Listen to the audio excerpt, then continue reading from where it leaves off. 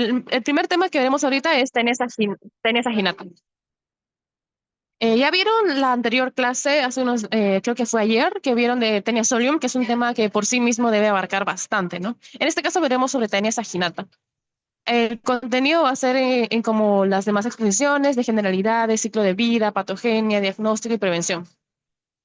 Bueno, en el caso de Taenia saginata, tenemos bastantes cositas, ¿no? Primero, sobre su taxonomía.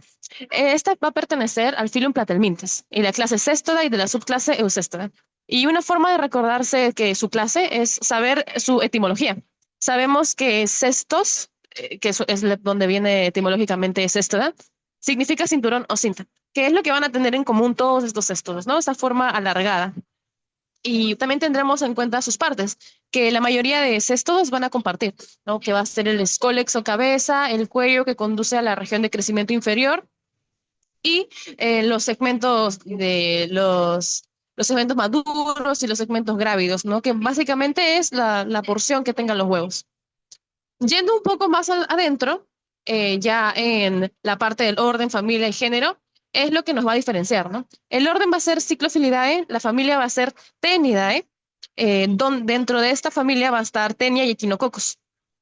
En esta parte es donde nos vamos a enfocar, ¿no? La parte de Tenia, que en su nombre también representa banda o cinta. Y específicamente esa ginata, que etimológicamente va a significar engordado. Que es gracioso, ¿no? Sabiendo que los hospederos de Tenia Saginata van a ser las vaquitas. Entonces podemos imaginar vaquitas gorditas para recordar a Tenia Saginata.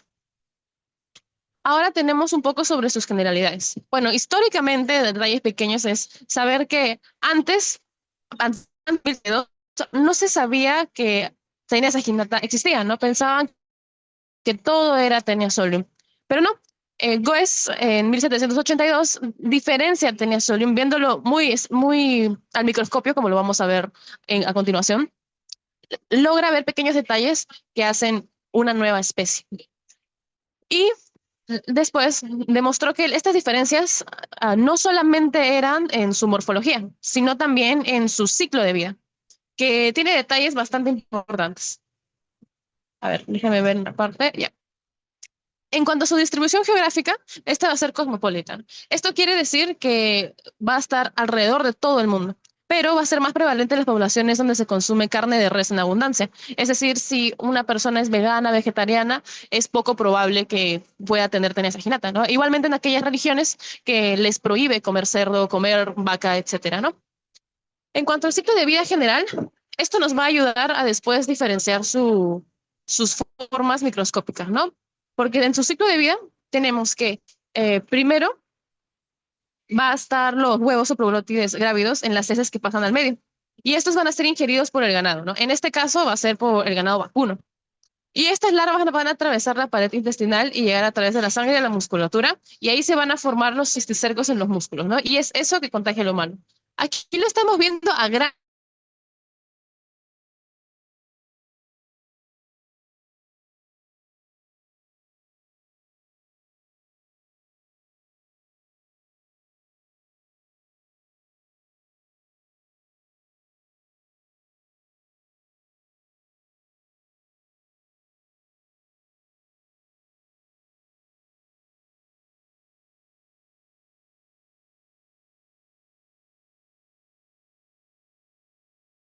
y dentro de las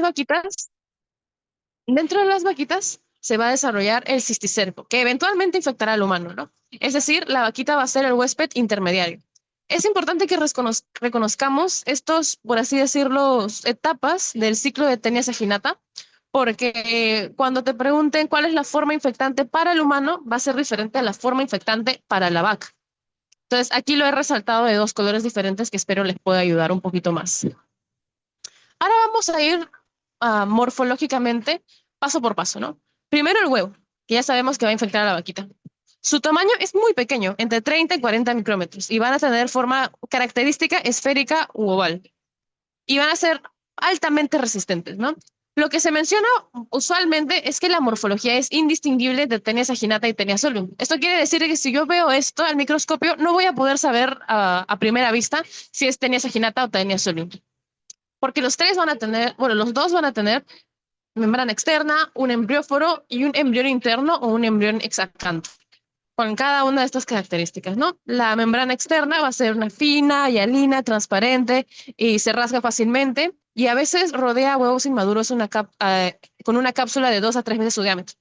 En la parte el embrióforo, que es la parte más interna, va a ser gruesos, va a tener estriaciones radiales que la pueden ver como son estas rayitas, va a tener un color más café, amarillento y va a estar más teñido por bilis, ¿no? Y ya le va a dar al huevo una apariencia de llanto. Parece como una... en este dibujo se ve un poco mejor, ¿no? Y en la parte del embrión interno, que es el embrión exacanto, va a tener 3 pares de ganchos. Ahora vamos a ver al Cysticercus bovis. Ustedes ya deben haber visto el Cysticercus celulosae, que es el que a todos ya le deben haber explicado la neurocisticercosis o la cisticercosis en el humano, ¿no? Pero aquí lo que se tienen que llevar de Tenesa ginata es que el Cysticercus bovis no va a crecer dentro del humano, solamente va a crecer dentro del ganado vacuno, ¿no? Y bueno, para acordarse me gusta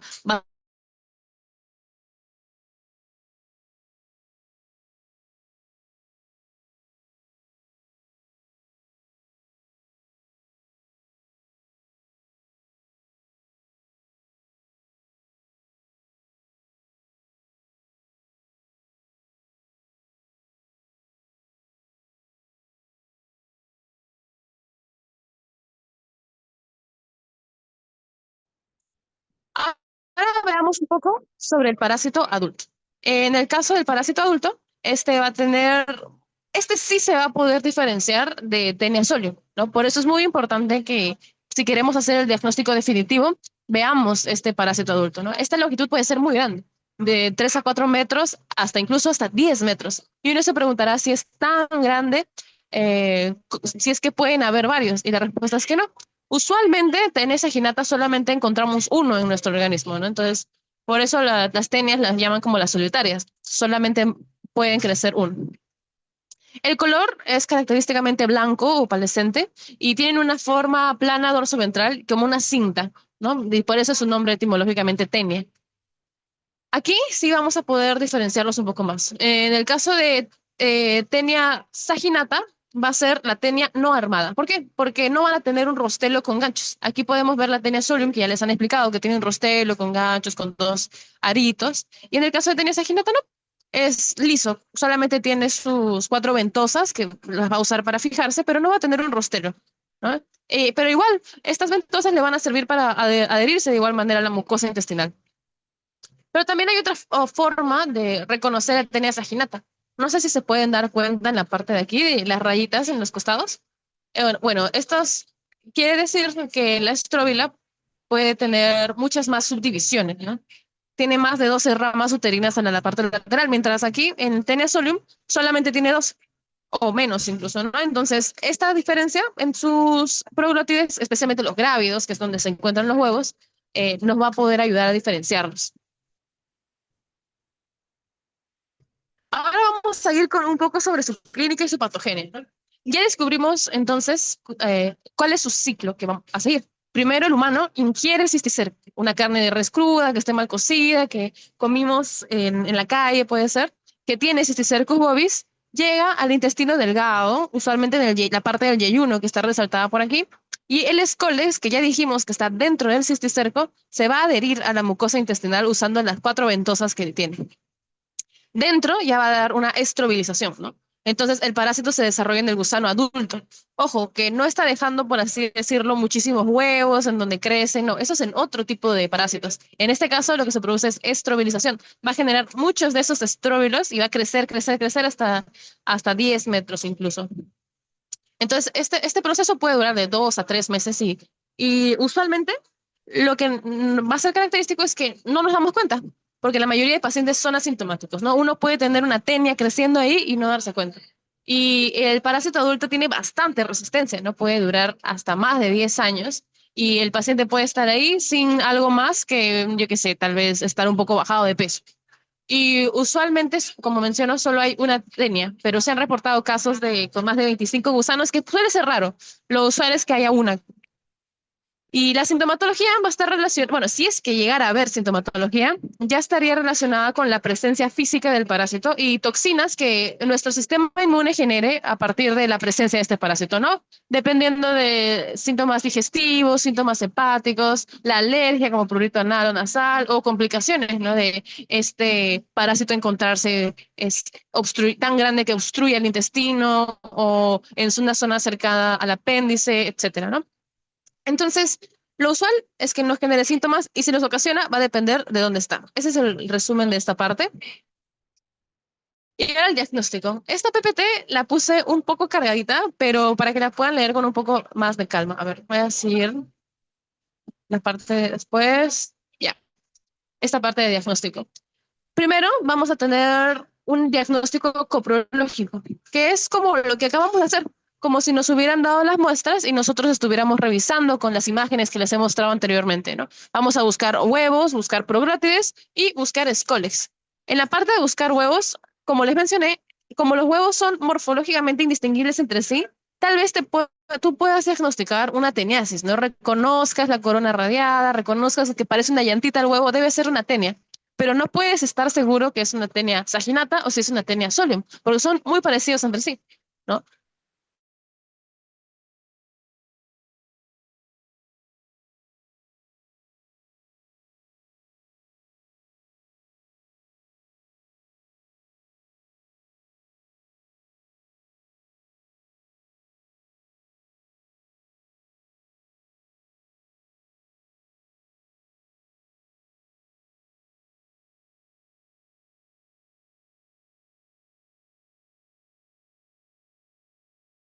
Ya diste tu diagnóstico de tenia saginata. Si es que no tenemos tiempo, o tal vez no tenemos mucha experiencia con el diagnóstico corporológico, o no tenemos un técnico de laboratorio que esté capacitado en parásitos, también podemos hacer, o bueno, existen nuevos avances en la tecnología que son el diagnóstico inmunológico y el diagnóstico molecular. Usualmente tenemos en el diagnóstico inmunológico el test de coproantígenos en el ELISA o anticuerpos circulantes con el inmunoblot, ¿no? Eh, Básicamente, en el caso del el inmunológico, vas a tener alta especificidad y sensibilidad también para detectar que estamos infectados de tenia, pero no tampoco nos va a poder diferenciar a si es una tenia saginata o una tenia solium. Pero lo que sí o sí va a ser el último avance, pero que no tendremos en nuestra posta, en nuestros serums, por ejemplo, solamente tendremos en un hospital especializado o acá en Lima, en el centro, va a ser el diagnóstico molecular, ¿no? Que es costosa, ya requiere un equipo un poco más especializado, podemos hacer un PCR con secuencia H2P2. Bueno, estos detalles no son tan importantes, pero lo que sí tienes que saber es que este va a ser lo último de lo último y te va a poder diferenciar especie, subtipo y variante. Pero si estamos en nuestra postita, le podemos hacer, encontrar la tenia y intentar buscar anexcores con un microscópico que encontremos por ahí y saber si es tenia solium o tenia saginata para poder darle su tratamiento. ¿Qué gusto es mi siguiente DPT? El tratamiento. Vean,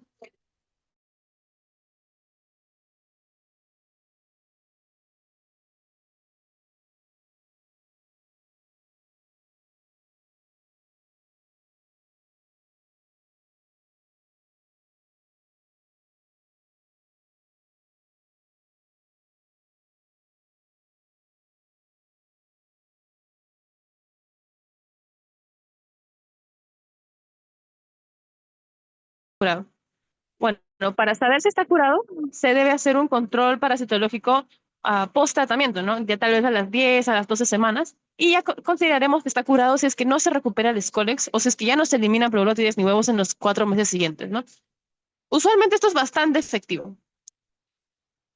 En cuanto a la prevención, vamos a tener tres pilares claves: la higiene alimentaria, medidas personales y comunitarias y las normas sanitarias que ya van a nivel de leyes, ¿no?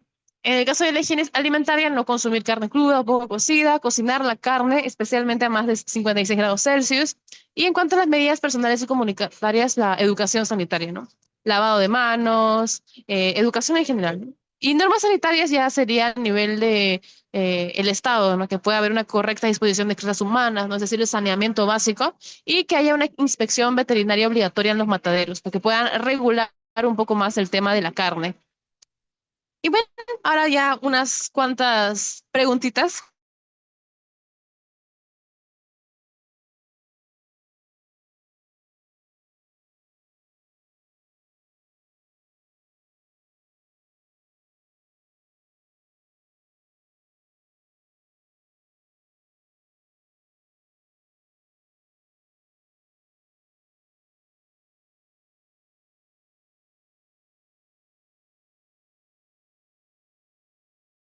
Las más te podrían preguntar tal vez o donde suelen agarrarte.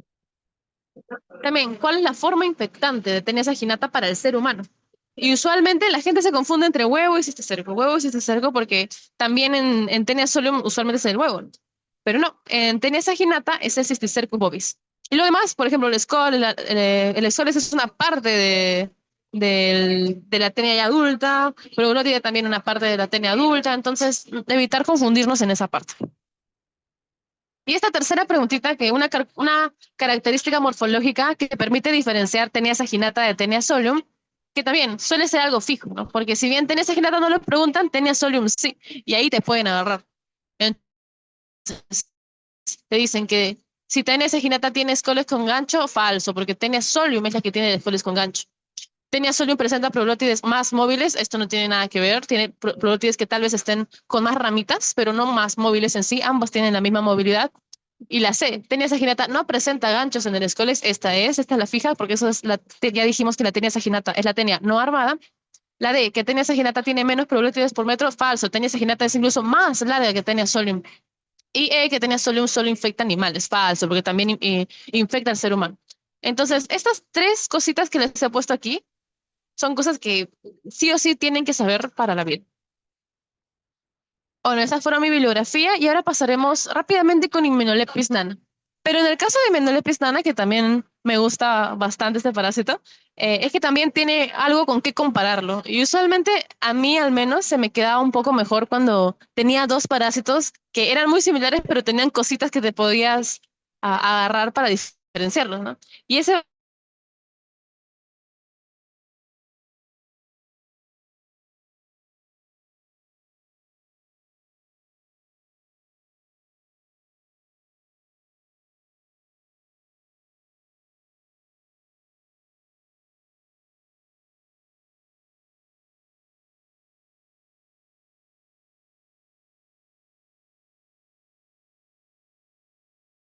membrana de radiada, que la voy a explicar un poquito más adelante.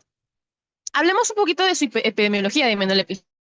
Este también va a ser cosmopolita, ¿no? Como la mayoría es esto, va a poder estar en cualquier parte del mundo, pero con mayor prevalencia va a estar en países en desarrollo, más que nada por los indicadores sociales de la salud, ¿no? Porque este va a ser un indicador de la calidad de vida, donde más Immunolepis haya, más, peor calidad de vida suele haber, ¿no? Porque suele estar en zonas más cálidas. Y a quienes curiosamente suele afectar va a ser niños en edad preescolar, escolar. Y la teoría de por qué sucede esto es variada, ¿no? No se sabe si es por la inmunidad, si es por transmisión directa entre unos y los otros, etcétera. Y va a haber entre uno y el otro diferentes mecanismos de transmisión. En el caso de Hymenoptera nana, que es el que nos vamos a enfocar un poco más, la transmisión va a ser fecal-oral, ¿no? Es decir, uno por no lavarse las manos, ir al baño, etcétera, se autoinfecta, ¿no? O incluso uno que no se lava las manos, hay poco saneamiento, agarra las verduras contaminadas y así infecta a los demás, ¿no? Pero en el caso de Hymenoptera diminuta va a ser diferente, porque lo que va a suceder es que un insectito ha consumido los huevitos y es ese insecto el que nosotros consumimos. Aquí está a grandes rasgos. Hymenoptera nana, el huevo va directamente al humano, y en Hymenoptera diminuta, que es un poco más grande, curiosamente, el huevo no va directamente al humano, sino que pasa por un hospedero intermediario y finalmente va al humano, a través de este hospedero intermediario. Entonces, cuando les digan nana diminuta, van a saber que uno va directo y otro va con intermediario. Por eso, la forma infectante para el humano en Hymenoptera nana va a ser el huevo, mientras la forma infectante para el humano de Hymenoptera diminuta va a ser la larva cisticercoide que va a crecer dentro de este insectito que va a ser de intermediario. Entonces, vamos a razonar un poquito. Si estoy diciendo que Hymenoptera nana, que es el que nos estamos enfocando, va directamente, ¿cuál va a ser más frecuente? Obviamente este, porque ¿qué tan probable es que alguien no se lave las manos y coma algo? Muy probable, ¿no? Pero ¿qué tan probable es que, yo qué sé, consumamos de casualidad un bichito de la nada? Tal vez cuando estamos dormidos o de casualidad, pero no es algo intencional, ¿no? Entonces, tienen que saber que Hymenolepis nana es más frecuente que Hymenolepis diminuta. Siguiente, por favor. Aquí está. En la parte de, vamos a ver el ciclo de vida un poquito más detallado. Con unos, esta imagen es la de la CDC, pero yo le puse unos cuantos, resalté algunas cosas de otros colores para que les pueda servir. Y es que vamos a tener una forma que es la autoinfección, que es cuando el huevo sale de, bueno, uno ya estuviera contaminado. El huevo sale, la oncósfera se libera, y los cisticercoides se desarrollan en la vellosidad intestinal, se produce el escoles y ya el adulto se queda en el ilion usualmente, ¿no? Como la mayoría de, como en este caso, igual que Tenia, que también le gustaba, bueno, en el caso de Tenia le gustaba el yeyuno y en este caso de Hymenolepis le gusta el ilion. Y ya los huevos vuelven a ser liberados y otra vez uno no se lava las manos y se sigue autoinfectando. Y esto va a producir mucha cantidad de Hymenolepis en el organismo del niñito. Pero, ¿cómo infectamos a otras personas? Usualmente el huevo embrionado se da a las heces y contaminamos, ¿no? Contaminamos el suelo, contaminamos las verduras y el huevo, este huevo embrionado va a ser el que se vaya alimentos, a agua, a las manos y infecta a otras personas. Ahora me dirán, ¿por qué en la CDC aparece este cisticerco de los insectos? Porque existe un tipo de Hymenolepis nana que se llama Hymenolepis nana fraterna, que sí puede tener un ciclo similar al de Hymenolepis diminuta. Pero que no les confunda esta diagrama de la CDC, que tal vez lo encuentren cuando estudien Hymenolepis, porque esta parte es algo raro, ¿no? Es una variante. Lo más común va a ser la ingesta de huevos embrionados sin alimento, agua, las manos. Y la autoinfección consecuente, ¿no? Que es básicamente lo mismo que en vez de contaminar a alguien más, te contaminas tú mismo. Ahora, y este detalle de la autoinfección va a ser importante, porque es el único cesto que completa su vida en un hospedero humano y no va a requerir, por ende, un hospedero intermediario de manera usual. Ahora, rápidamente hablaré sobre Hymenolepis diminuta, que aquí sí vemos que no tiene un ciclo de autoinfección. Entonces, ¿cuál es más probable que haya de mayor cantidad en el organismo? Hymenolepis nana. Porque Hymenolepis nana uno sí se podía autoinfectar. En cambio, en Hymenolepis diminuta necesariamente voy a requerir a otro organismo que pase por ahí. Entonces, así vemos cómo sus ciclos de vida también nos ayudan a razonar un poco sobre cómo se manifiestan en el organismo, ¿no? Entonces, como Hymenolepis diminuta sí o sí requiere un hospedero intermediario al menos, que puede ser una pulga, una cucaracha, gorgojos, larvas de los insectos, etcétera, ah, sí o sí vamos a tener que consumirlo, ¿no? Entonces, tenemos que los huevos de alguien infectado son eliminados en las heces, ingeridos por otro hospedero intermediario que ya mencionamos aquí, y esta oncósfera se libera en nuestro hospedero intermediario y se produce un cisticercoide en este insectito. Y es este insectito el que nosotros consumimos, ¿no? Y ya cuando consumimos el insectito, que ya tenía el cisticerco, ahí recién se libera el escolex y ya se producen los adultos en el intestino delgado y produce probóscides grávidos y otra vez pues, continúa el ciclo, tal vez con otra persona o si es que con otro insectito que se pueda contaminar. Espero que haya quedado claro esa parte. Ahora vamos a ver, ya que ya sabemos que existen huevos cisticercos y adulto, tanto en Hymenolepis como en Tenia, podemos ver un poco más cómo son los huevos en el caso de Hymenolepis. En el caso de Hymenolepis nana y Hymenolepis diminuta, van a haber dos diferencias importantes, ¿no? En el caso de Hymenolepis nana, ambos van a ser usualmente redondeados, ¿no? Eso no va a ser tan característico, pero Hymenolepis nana suele ser más ovalado. En cambio, Hymenolepis diminuta sí o sí va a ser un círculo casi perfecto. En el caso de Hymenolepis nana, es un poco más pequeño que Hymenolepis diminuta. El color es blanco transparente, mientras en Hymenolepis diminuta es un poquito más oscuro, amarillento. Y de su estructura interna suelen tener una oncósfera con tres pares de gancho, en el caso de Hymenolepis nana, con mamelones polares y filamentos polares largos. Los filamentos polares van a ser estas cositas que no sé si las pueden ver con mi flecha, que están alrededor. ¿No ven aquí como un poquito con unas líneas, unas rayitas? En cambio, en el caso de diminuta, va a tener, no tiene mamelones ni filamentos polares, es decir, afuera está como vacío, como más cristalino, a diferencia de Hymenolepis nana. Entonces, esto nos va a ayudar a poder diferenciarlo solamente con los huevos. A diferencia de tenia, ¿no? Que en tenia los huevos no se diferencian en nada, ni Mendolepis sí se diferencian y sí suelen ser característicos, ¿no? Y también los huevos de Hymenolipis nana suelen ser ah, un poco menos duraderos que en el caso de Hymenolipis diminuta. Ahora pasaremos a sus larvas cisticercoides, ¿no? Porque recordemos que ambos sí desarrollan larvas cisticercoides, pero la diferencia clara es el tamaño, aparte de la localización, ¿no? Porque ya dijimos que Hymenolipis nana, la larva cisticercoide se desarrolla en el humano, mientras en Hymenolipis diminuta, esta larva cisticercoide se va a producir en los artrópodos, ¿no? Que ya mencionamos cuáles eran. Y si bien ambas se parecen bastante, ya dijimos que en el caso de Hymenolipis nana va a ser un poco más pequeño que Hymenolipis diminuto. Eso va a ser básicamente la diferencia, ¿no? Entonces, es poco probable que sirva saber la morfología de la larva cercoide para diagnosticarlo, ¿no? Porque ya sabemos que si lo sacamos de un insecto, sí o sí es diminuta, y si lo sacamos de un humano, sí o sí tiene que ser nano. Así que esta para profundizar es en la morfología del parásito adulto, ¿no? Porque en el caso de Hymenolipis nana y Hymenolipis diminuta, así como vimos que en Tenia solium y Tenia saginata había uno armado y otro no armado, aquí en Hymenolipis nana es similar, ¿no? Por eso me gusta explicar estos dos parásitos juntos, porque se pueden hallar como similitudes, ¿no? En el caso de Hymenolipis nana sí va a tener un gancho, ¿no? Con una hilera, solamente una hilera y también cuatro ventosas. Y en el caso de Hymenolipis diminuta no va a tener ganchos, va a tener un escolex sin verme y también va a tener cuatro ventosas que lo va a ayudar a colocarse.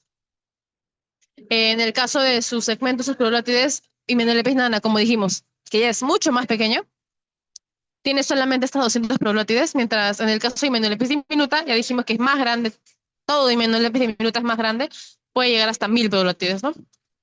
Esas van a ser básicamente las diferencias principales. Aquí encontré unas cuantas imágenes a un microscopio de ambos. En este caso, de Hymenolipis nana, podemos ver ya un poquito más claro sus ganchos, sus proglótides. Y en el caso de Hymenolipis diminuta, podemos ver cómo no tiene ganchos, ¿no? Y arriba está más liso, más pequeña su cabecita y también sus proglótides. Para hablar un poco sobre su patogenia, ¿no? ¿Cómo la mayoría de cestos, por así decirlo, la manera en la que van a hacer daño al organismo va a ser mediante la destrucción de las vellosidades. ¿No? Esta destrucción de las vellosidades va a causar una inflamación, la solemos llamar enteritis superficial. ¿No? Entonces, esta erosión de la mucosa también, si no existe mucosa, ¿cómo vamos a observar los nutrientes en nuestro organismo? ¿No? Entonces va a deteriorar la superficie absorbativa y no vamos a estar, en muchos casos, los niños van a estar desnutridos. Y también se produce una acción tóxico-alérgica, ¿no? Nuestro organismo va a responder localmente a los productos líticos que suelen producir los huevos y el parásito adulto, ¿no? Y también vamos a encontrar eosinofilia, ¿no? Porque esta eosinofilia va a ser una respuesta del organismo ante la mayoría de parásitos. Usualmente cuando lleven medicina interna o laboratorio van a saber que si es que encontramos eosinofilia, usualmente pensamos, no, hay que buscar un parásito en esta persona. Pero esto va a depender, ¿no? No es que todos tengan síntomas o todos tengan síntomas muy característicos, ¿no? Porque es un dolor, es básicamente un dolor abdominal o una pequeña diarrea, un bajo peso por estas características de deterioro de la parte superficial del intestino. Pero ¿cuándo va a empezar a producir síntomas? Cuando hay una gran cantidad, porque ya dijimos que Hymenolipis nana, uno se puede autoinfectar. Entonces podemos tener más de 1000 parásitos adultos y es ahí recién cuando vamos a tener síntomas, ¿no? Pero ¿cuándo vamos a tener muchos más síntomas aún? Cuando hay una parasitosis masiva, que puede ser hasta 3000 parásitos o 15000 parásitos, ¿no? Entonces, esto solo lo puede producir Hymenolipis nana. Hymenolipis nana sí, si es que hay una gran cantidad, si es que nadie lo revisó al niño para ver si es que nadie se dio cuenta, sí puede evolucionar un dolor abdominal, diarrea, bajo peso, aumento de los ruidos hidroaéreos, etcétera, ¿no? Y un disconfort en general. Pero en Menolipis diminuta, como ya dijimos, no se produce esta autoinfección. Entonces es poco probable que te dé una sintomatología digestiva, ¿no? Y era como dijimos, no son específicos estos síntomas. Entonces, algunas personas mencionan que si bien Imenolepis nana por sí misma no te puede dar síntomas claros, sí hace propicio el intestino para que otros parásitos puedan atacar y ahora sí complicarte, ¿no? Porque imagínate que te da, o te infectas de otra cosa teniendo Imenolepis nana y teniendo ya las defensas bajas y una cantidad de parásitos inmensos, ¿no? Entonces, por eso es importante tenerlo en cuenta, especialmente en los niños, ¿no? A ver, y la siguiente parte va a ser el diagnóstico. El diagnóstico, bueno, aquí va a ser un poco más sencillo porque ya tenemos que los huevos, que va a producir un montón de huevos, sí los pueden diferenciar. Entonces, la macroscopía directa va a ser esencial. Así como hemos hecho en nuestra imagen, vemos las heces y vemos si es que encontramos algún huevo característico de Hymenolipis nana, ¿no? Ya sea por una solución saturada de sal, un método de formalina éter, que es básicamente condensar la parte que no queremos de las heces y ponerlas para abajo y porque los huevos puedan flotar, porque los huevos pueden flotar si es que les ponemos en estas soluciones. Y si es que somos un poquito más, queremos ser más específicos, queremos más sensibilidad, porque podemos ir al test ELISA, ¿no? Que ya va a detectar los antígenos parasitarios, incluso si es que no vemos huevos, ¿no? Porque son muy chiquitos o tal vez no estamos bien entrenados y podemos utilizar esta prueba serológica, ¿no? Pero ya es un poco más difícil que tengamos disponible, tal vez que sea en una posta cualquiera no tengamos, ¿no? Y no se suele usar de rutina.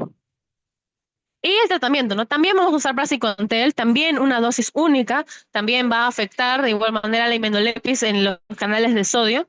Y si es que no estamos seguros, porque esta enfermedad, en el caso de imenolepis, a diferencia de tenia, en imenolepis hay bastantes, son muchísimos, porque como el niño se ha autoinfectado y autoinfectado y autoinfectado, hay tal cantidad de que tal vez una dosis sola no mate a todos. Puede repetirse a las 2 semanas si es que no estamos seguros, ¿no? O las cantidades que sean necesarias, ¿no? Pero sí va a ser efectivo al final. Y para la prevención, lo básico, ¿no? Mejoras de saneamiento, correcta cocción y manipulación de alimentos, control de roedores y una buena higiene personal.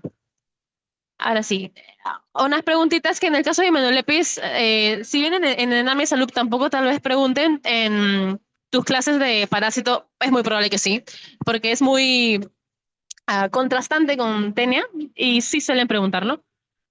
Por ejemplo, pueden preguntar qué característica diferencia Hymenolipis nana de la mayoría de las tenias. Y ya dijimos que puede completar su ciclo de vida sin un hospedero intermediario. Eso hace bastante especial a este parásito, ¿no? Porque uno puede tener una pequeña interacción y ya ese solo Hymenolipis ya puede tener muchísimos hijos. Entonces es bastante característico. Otra cosa que te pueden preguntar es en qué órgano se localiza el parásito. Y no solamente Hymenolipis, ¿no? Te pueden preguntar en qué parte específica se presenta cualquier parásito, ¿no? Porque el sistema digestivo es bastante largo, ¿no? Hay parásitos del intestino grueso, parásitos del colon, parásitos del intestino delgado, y dentro del mismo intestino delgado hay parásitos que pueden estar en el yeyunio, como en el caso de tenia, o parásitos que pueden estar en el ilion, como en el caso de Hymenolipis. Entonces, también tener en cuenta de que para cada parásito te pueden preguntar su ubicación exacta. Y eso sería todo por mi exposición. Aquí tienen mis fuentes. De verdad que intenté usar fuentes un poco más actualizadas y estos libros son muy buenos. Así que les recomiendo si tienen curiosidad. Y eso sería todo. Muchísimas gracias. Si es que tienen alguna pregunta, los estoy leyendo o me pueden escribir por WhatsApp. Ahí tienen mi número en el grupo Hablé. Muchas gracias, chicos.